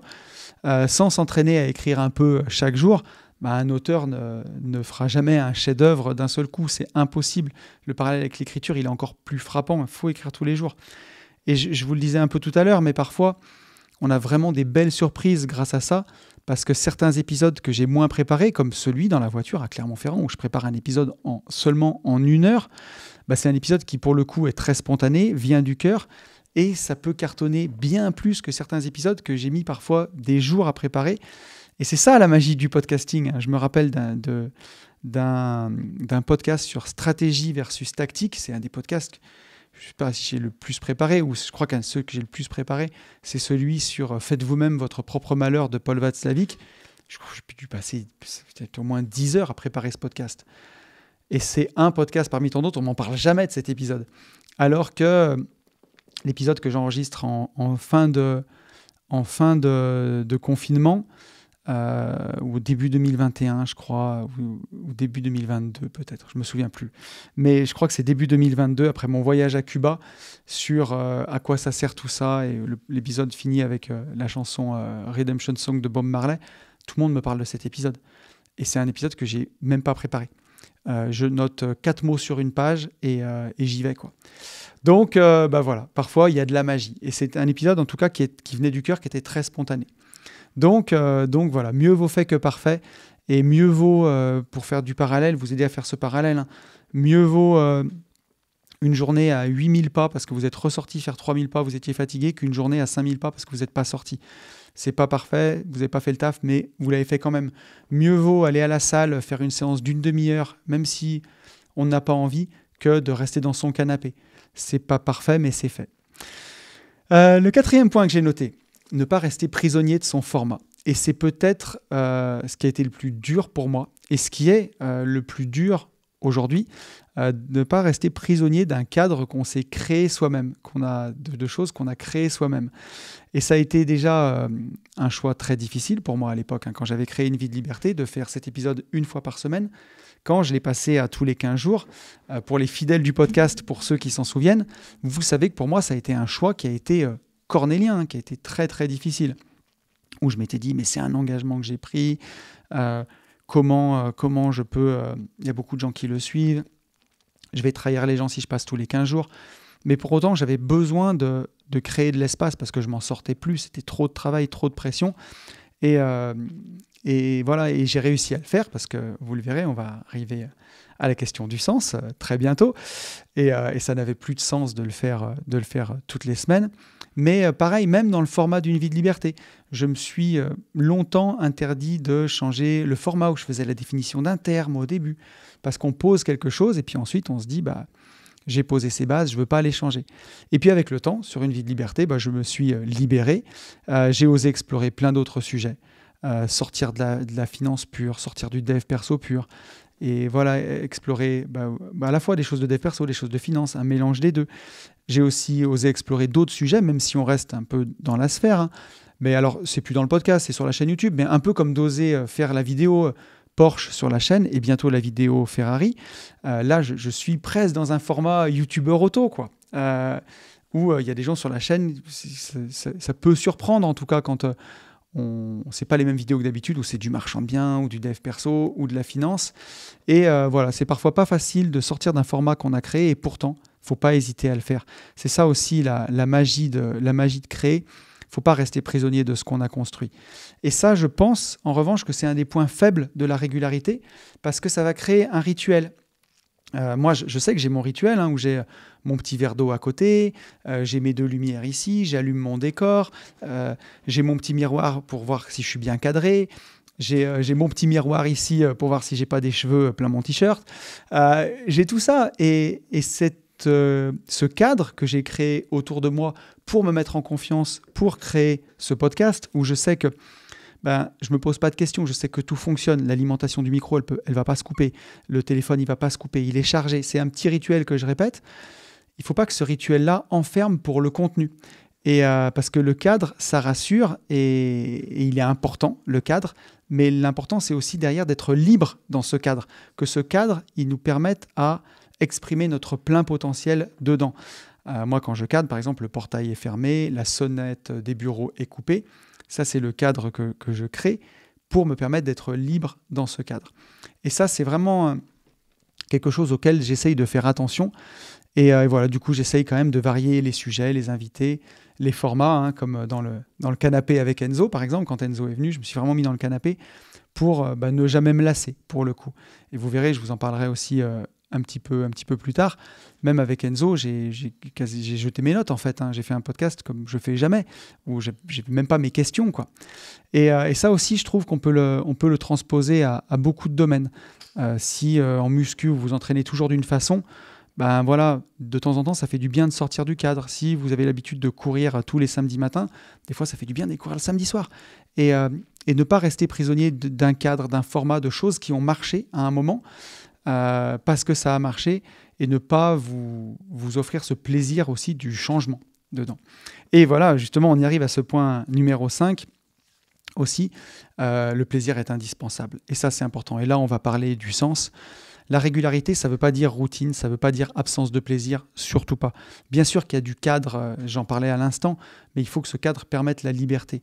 Et si tu t'amuses plus, si je m'ennuyais à faire ces podcasts, mais je ne peux pas les tenir dans la durée. Et c'est important de vraiment aimer ça. On ne peut pas faire du podcasting, on ne peut pas faire ça si on n'aime pas se mettre derrière un micro, si on n'aime pas mettre ce casque, être dans ce décor. Et si on ne s'amuse plus, c'est cuit. La routine, elle est importante pour définir ce cadre, pour être libre, et justement pour pouvoir, quand on est dans le podcast, tout lâcher et juste être dans l'instant, dans ce qu'on fait. Et quand ça devient dur, justement, j'en parlais au début, quand il y a plein de choses qui font qu'on a l'impression que le monde est contre soi et qu'on n'y arrivera plus et qu'on se dit « mais c'est pas possible, je ne vais pas y arriver cette semaine », c'est là que revient la question du sens. Et la question du sens, c'est de se dire pourquoi je le fais, mais surtout, à quel besoin je réponds avec ces podcasts et pourquoi je continue encore aujourd'hui, après 6 ans, coûte que coûte, de les faire. Et je sais qu'avec une vie de liberté, même si parfois c'est difficile, même si parfois ça me coûte, je sais que je réponds à énormément de mes besoins, juste avec ce podcast. Si on prend les 5 colonnes que vous connaissez bien, avec la PNL maintenant, mes besoins intellectuels, je réponds à mes besoins intellectuels avec mes recherches pour ce podcast. Ça nourrit ma pensée. Il y a plein de fois où on sait qu'on pense à certaines choses, qu'on a certaines opinions sur les choses. Typiquement, le podcast que j'avais fait sur le gauchisme mental à l'époque.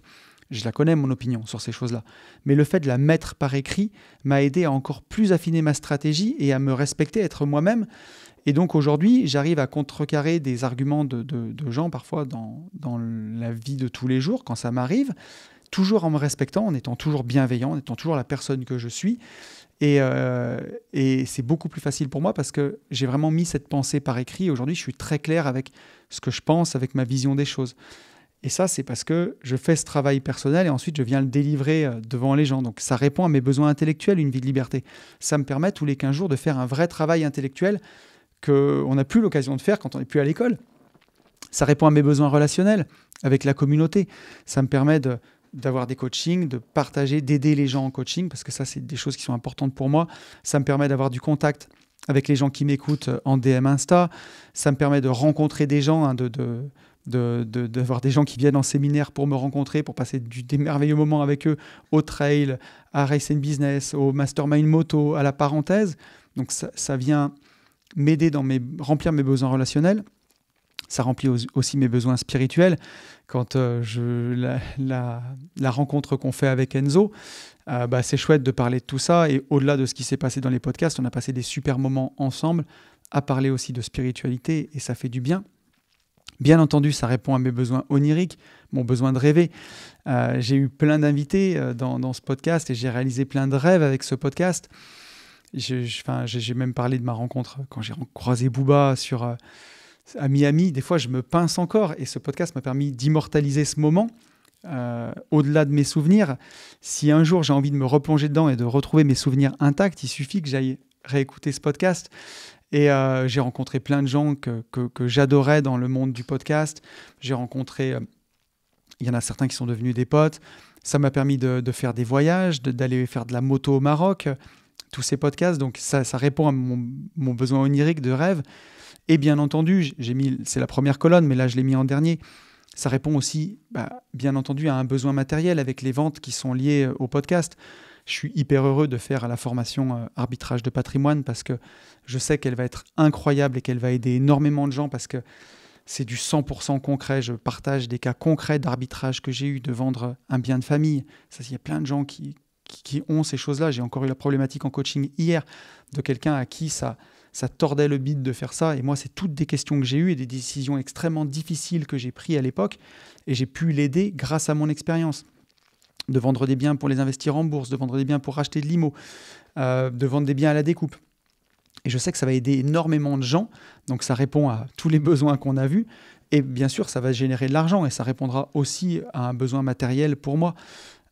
Donc voilà pourquoi je fais une vie de liberté quand c'est difficile. Je me dis, mais en fait, ce simple petit podcast répond à tellement de mes besoins que si je devais arrêter des choses dans ma vie, ça serait les autres choses avant une vie de liberté. Ça serait peut-être une des dernières choses que j'arrêterais si je devais enlever des choses.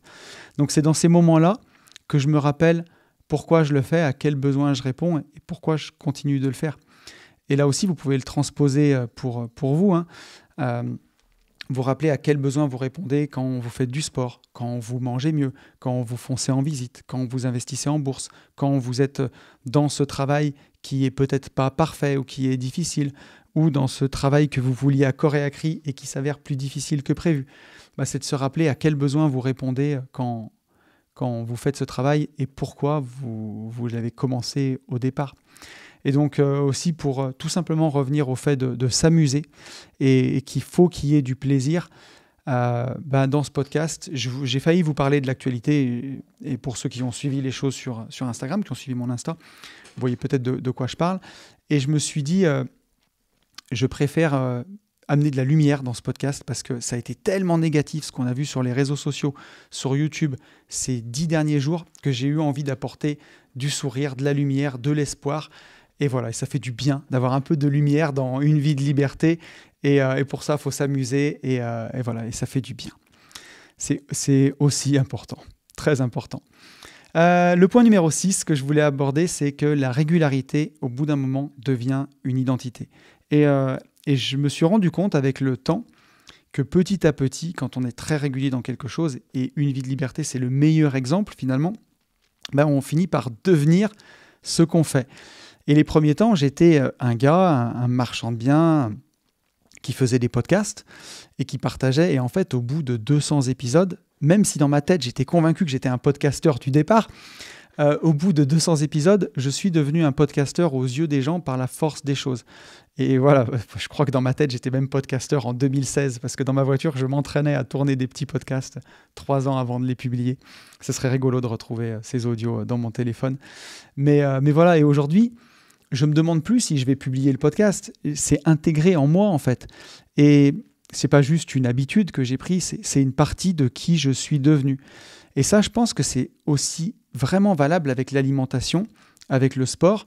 On dit bien, quand on devient un go muscu, par exemple, c'est on va dire l'exemple qui me parle le plus, qui me vient le plus. Mais on finit par s'identifier à sa pratique et inversement, notre pratique fait partie de notre identité. Et à la fin, on ne peut plus faire sans. Et donc parfois, on s'en éloigne. Moi, je le vois, parfois sur le podcast, c'est plus difficile, je suis un petit peu moins inspiré.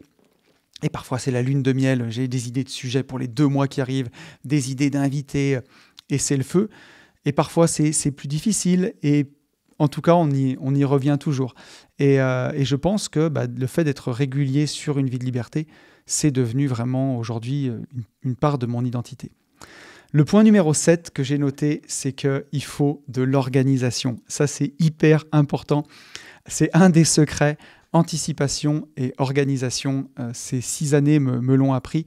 Et l'anticipation, elle m'a sauvé pour sortir une vie de liberté dans les périodes de rush, dans les périodes de travaux, parce que j'ai déménagé de maison, de maison 1 fois, déménagé de bureau 2 fois.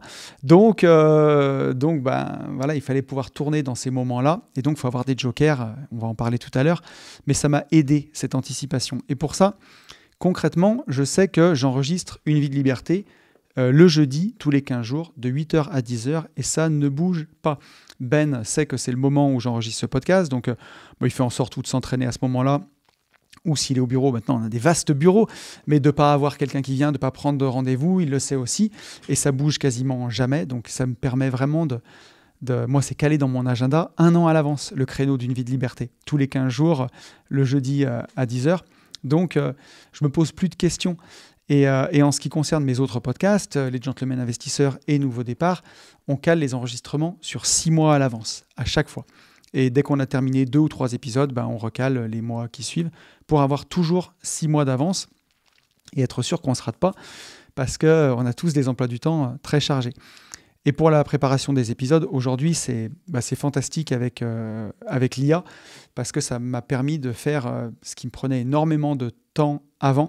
J'ai toujours profité des trajets pour enregistrer, en tout cas, mes idées de podcast. Et avant, ce que je faisais, c'est que quand j'allais au CrossFit, je m'enregistrais avec l'enregistreur vocal sur 15 minutes, balancer toutes les idées du podcast. Comme ici, par exemple, de dire « Ok, je vais faire un épisode 200 où je vais parler du pouvoir de la régularité. » Ce qui me vient en tête, c'est qu'il faut de l'organisation, c'est que la régularité, elle devient vraiment une identité, que le plaisir, il est indispensable. Et je notais tout ça dans mon enregistreur. Et quand je rentrais à la maison, je me passais le pré-podcast de Tonton et je notais tout. Et aujourd'hui, je fais directement ce vocal à ChatGPT et il me sort les bullet points. Et ça, c'est complètement dingue aujourd'hui parce que j'ai gagné le temps de réécouter le vocal, de tout noter. Je gagne quasiment 1 heure à chaque fois. Et donc là, quand je suis en voiture ou quand je vais promener mon chien et que j'ai l'idée du podcast, je fais le vocal où je peux me permettre de balancer toutes mes idées, même parfois dans le désordre de toutes les choses que je veux aborder. Et ensuite, ChatGPT me remet toutes les idées, sans en oublier une seule, tous les bullet points. Et en général, il les remet à peu près dans une suite vraiment logique de ma pensée. Mais sinon, des fois, j'ai 2-3 trucs à changer. Et là, je vais beaucoup plus vite pour préparer mes épisodes parce que j'ai pas cette étape où je le refaisais manuellement de me réécouter. Parce que comme je pense un peu vite, si je note mes idées au moment où je pense, je vais oublier plein de choses. C'est plus facile pour moi de balancer un long vocal, en tout cas de m'auto-balancer un long vocal avant pour ensuite décortiquer toutes les idées pour rien oublier et les développer dans le podcast. Parce que je sais qu'avec un audio de 10-15 minutes, quand j'ai développé, je tiens facile 1 heure sur le sujet. Et là, l'IA m'a vraiment permis d'avancer.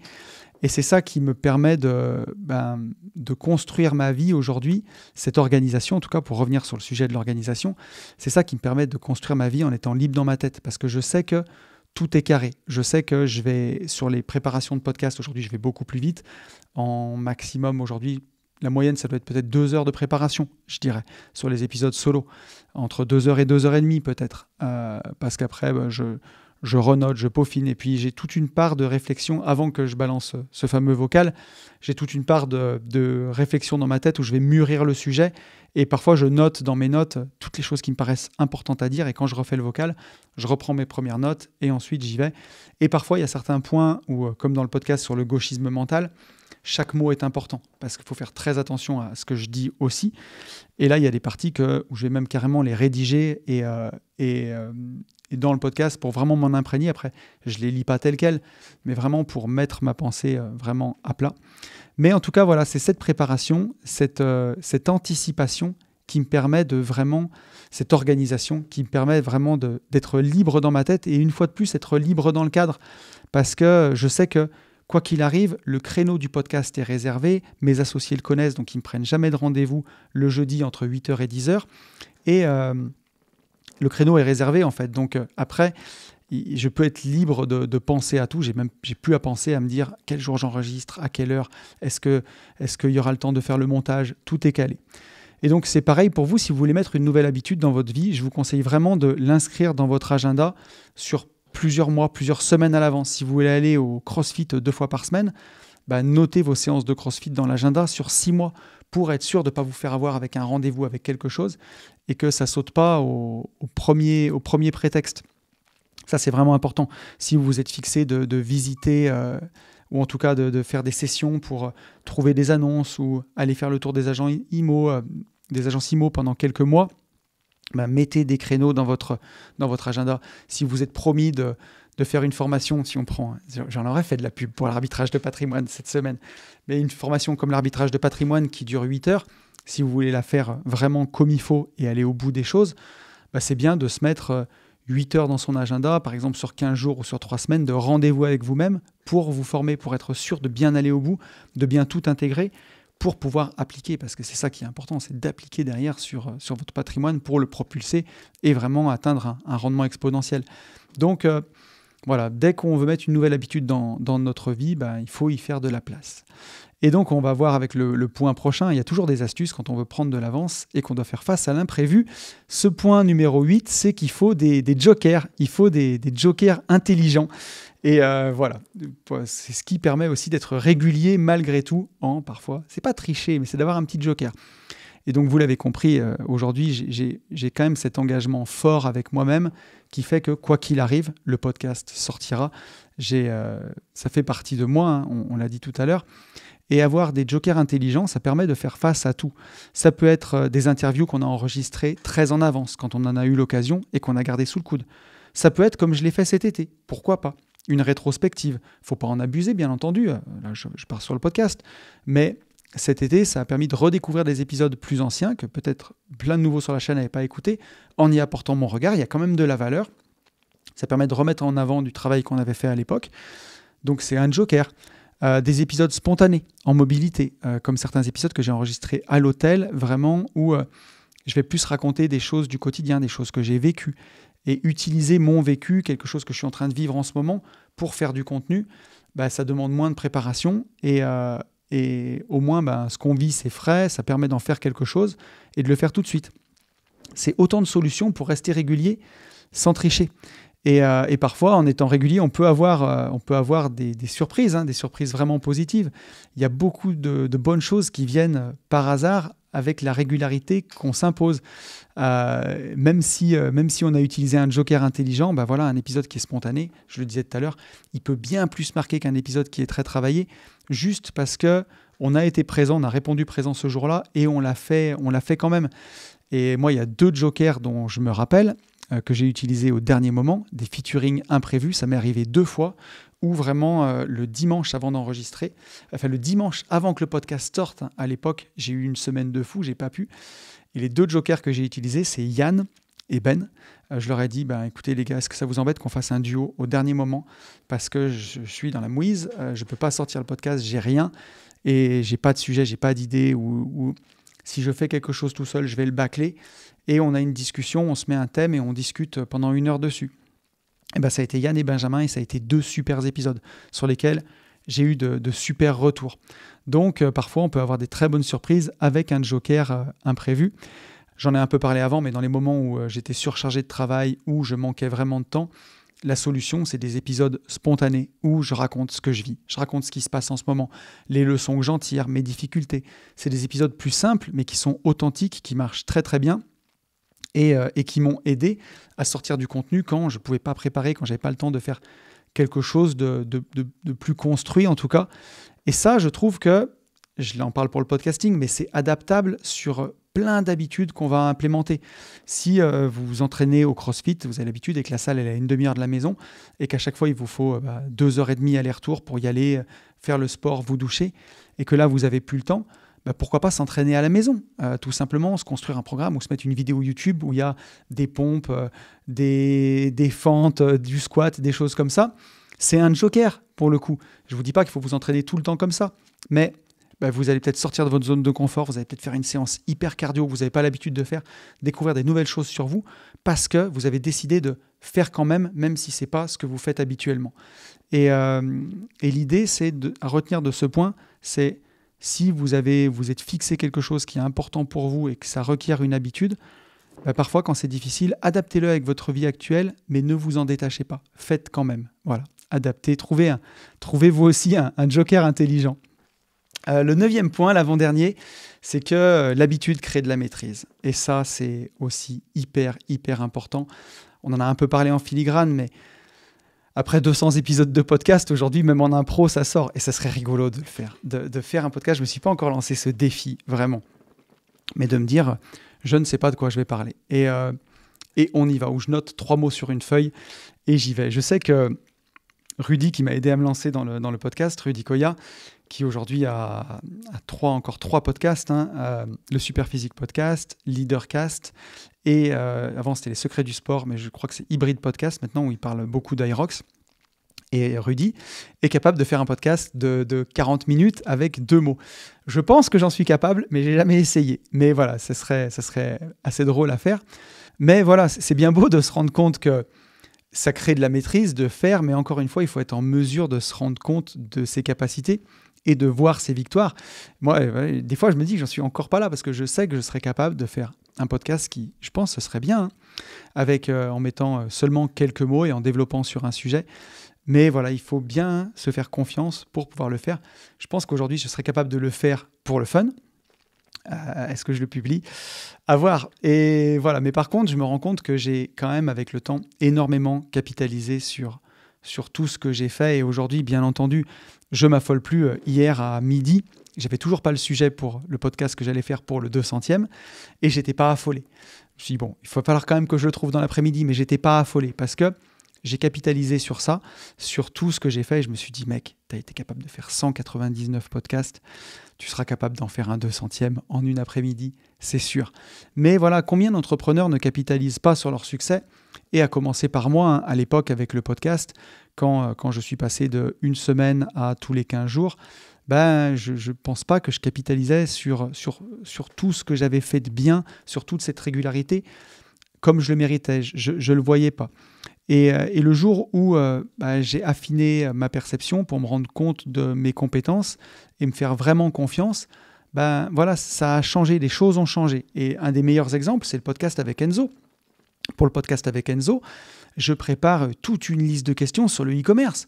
Voilà, comment monter sa boutique, comment tu as réussi, comment tu as fait. Et je vais le chercher à la gare et les premières choses qu'il me dit, c'est « j'arrête tout le e-commerce, j'en peux plus, j'en ai marre ». Je suis à 2 doigts du burn-out et je veux faire du dev perso. Là, j'ai jeté toutes mes notes à la poubelle. Et du coup, ce podcast-là, je le fais complètement en détente. En fait, finalement, je me dis, profite du moment présent et les questions vont venir. Et en fait, on fait un épisode qui est finalement moins scolaire, mais hyper authentique. Et ça, c'est parce que je pense qu'avec le temps, j'ai créé de la maîtrise. Et j'en suis pas conscient, mais je me fais confiance, en fait. Je me dis, je me fais confiance, j'allume le micro et on verra bien ce qui se passe, on verra bien ce qui en sort. Et peu importe ce qui en sort, ça aura capturé l'instant et ce sera très très bien. Mais ça, avant, j'étais pas capable de le voir. Et donc, j'étais pas capable de le mettre en œuvre finalement. Donc, voilà, une fois de plus, il faut du temps pour faire tout ça, il faut du temps pour s'en rendre compte. Et surtout, comme en PNL, et c'est de la PNL, il faut faire en sorte de voir ses victoires et de se rendre compte de ce qu'on est capable d'accomplir. C'est comme ça qu'en marchant bien, on peut aller chercher les plus grosses OP en se faisant confiance et en voyant à quel point on a pu être bon sur les premières OP qu'on a fait. Et c'est comme ça qu'on monte les marches d'escalier. C'est comme ça qu'on avance dans le sport, c'est comme ça qu'on avance dans le business, c'est comme ça qu'on avance en tout et qu'on se rend compte qu'on est capable finalement. Et une fois de plus aussi, je le disais tout à l'heure, mais avec le temps, on va créer un peu ce cadre qui se rapproche d'un rituel, habitude plus discipline, c'est ça qui fait un rituel, et au final c'est de plus en plus facile. Alors, une fois que les micros étaient posés, je sais que la caméra elle fonctionne, je sais que les micros ils fonctionnent, j'ai confiance dans le matériel, donc j'ai plus à penser à ça, et je peux me mettre à 100% dans ce qui se passe dans le podcast. Et voilà, et avec le temps, la motivation, elle peut fluctuer, mais grâce à cette régularité, cette discipline, cette habitude qu'on va créer, on peut maintenir justement cette habitude qui va nous permettre de monter en compétences et de faire en sorte que même si on n'est pas très motivé, même si c'est pas le jour, même si on a appris une mauvaise nouvelle, on arrive à se mettre dedans et on fait en sorte que ce soit de plus en plus facile. Mais voilà, c'est pas parce qu'on aime ce qu'on fait qu'on est toujours motivé. Parfois, il y a des fois, je suis pas motivé pour enregistrer le podcast. Parfois, c'est plus difficile que d'habitude. Parfois, j'ai pas le temps et parfois, je me dis, oh là là. Mais en fait, une fois qu'on est dedans, c'est cette maîtrise qu'on a développée avec le temps qui nous aide à rompre un peu cette friction qui nous sépare d'un épisode réussi. Parfois, même si cette friction, elle s'étend sur les 10 premières minutes du podcast, après, elle part et on est dedans. Et c'est cette maîtrise qui permet ça. Et le dernier point que j'ai vu, c'est que cette régularité aussi, non seulement elle construit la maîtrise, mais elle construit aussi la confiance. Et la régularité, elle va construire de la confiance dans tous les sens du terme. Et ça, c'est hyper important. Déjà, de la confiance envers soi-même, on sait qu'on peut compter sur soi. Moi, je sais que pour Une vie de liberté, après 200 épisodes sortis, je peux compter sur moi. Je peux compter sur moi. Je sais que, quoi qu'il arrive, coûte que coûte, je me fais confiance entre ce que j'ai dans la tête, ce que j'ai dans mes notes, les invités que j'ai potentiellement, les copains qui sont autour de moi au cas où. Je peux compter sur moi, j'y arriverai et l'épisode sortira quoi qu'il arrive. Et aussi sur l'entourage que j'ai construit, sur Hello qui monte ses podcasts. Je sais que je sais que quoi qu'il arrive, je peux compter sur ce que j'ai construit. Je respecte mon engagement envers moi. Bien entendu, il y a aussi la confiance de l'audience qui arrive, puisque chaque fois qu'on respecte le rendez-vous et que les gens qui nous écoutent, qui nous aiment bien, ils ont leur podcast le lundi à 10h tous les 15 jours qui arrive. Moi, je me mets à leur place parfois. Enfin, il y a des fois, j'étais dans ma rat race, c'était difficile, c'était des moments de merde. Et je savais que Jean Rivière, à l'époque, il sortait son podcast quotidien tous les matins. Et j'allais faire le tour de mes chantiers et j'écoutais son podcast qui venait de sortir. Il durait 20 minutes parfois. Et ça me faisait un bien fou. C'était un peu mon petit îlot dans la journée. Et le peu de fois où c'est pas sorti, je dis ah zut, ça m'a manqué. Et donc c'est pour ça aussi que cet engagement, chaque rendez-vous respecté, ça en fait un petit peu plus de fidélité de l'audience. L'audience, elle sait qu'elle peut te retrouver le lundi matin, tous les 15 jours, sans surprise, à chaque fois. Et ça crée cette confiance. Et bien entendu, la régularité, elle crée de la preuve sociale.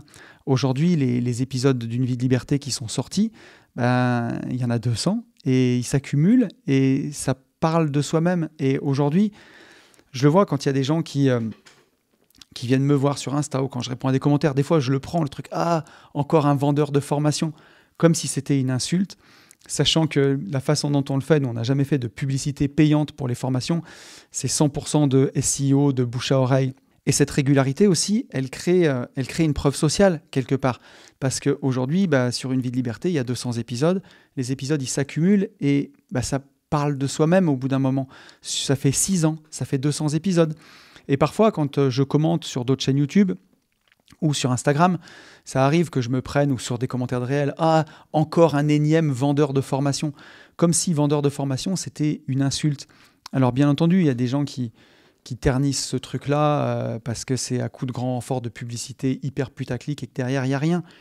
Mais la façon dont on le fait, moi, je suis un artisan, c'est que du SEO, c'est que du référencement naturel. C'est que mon Instagram, ma liste email, ma formation gratuite, les 4 piliers de l'indépendance financière et le podcast, c'est tout. Il n'y a pas de publicité, on ne fait pas de publicité payante pour faire venir des gens sur les formations. Donc, et je sais que c'est moi qui les fais toutes, c'est moi qui en assure le contenu. Donc, je sais que c'est bien. Et justement, les gens qui parfois peuvent me dire ça, je leur dis, mais va voir ma chaîne YouTube. Ça fait 6 ans que je partage des podcasts d'une heure toutes les semaines et tous les 15 jours. Il y a un moment, tu ne peux pas tricher et c'est une sorte de preuve sociale avec le temps, de confiance, de dire, OK, ce gars-là, il n'est pas juste là à faire des pubs pour vendre des trucs payants. Il fait du contenu régulier depuis 6 ans où il apporte de la valeur. Et même le gars qui n'a jamais rien payé du tout, et c'est OK aussi, bien entendu, il a sa dose de valeur. Et puis si un jour il passe à l'action et qu'il me prend quelque chose, un produit, il en a pour plus que son argent. Au contraire, il est pas déçu, il est respecté, une fois de plus. Et c'est ça aussi qui crée de la confiance. Et je crois qu'en 2025, sur Internet, la confiance, c'est vraiment la chose la plus précieuse. Et on arrive déjà à la fin de ce podcast. J'espère vraiment qu'il vous aura plu. Merci d'être resté jusqu'ici. J'espère que ces 10 points, ça vous aura inspiré. Ça vous aura donné à vous aussi l'envie d'être plus régulier, puis que vous aurez pu faire le lien avec vos propres objectifs. Et moi-même, ça m'a fait du bien de regarder en arrière et ça m'a donné encore confiance pour plein d'autres de mes projets qui ne sont pas du podcasting. Et ça montre aussi que même si on n'est pas le plus doué à la base, même si on ne fait pas le plus de vues, la régularité, ça transforme quelque chose d'ordinaire en extraordinaire. Et que le secret, c'est pas d'être brillant une fois, mais d'être régulier 200 fois. Et au bout de 200 fois, tu fais plus un podcast, tu es devenu un podcasteur. Je vous souhaite une belle semaine. Je vous retrouve ici dans 15 jours. Et d'ici là, je vous souhaite le meilleur. Et vous le savez, je vous souhaite, par-dessus tout, de vivre libre.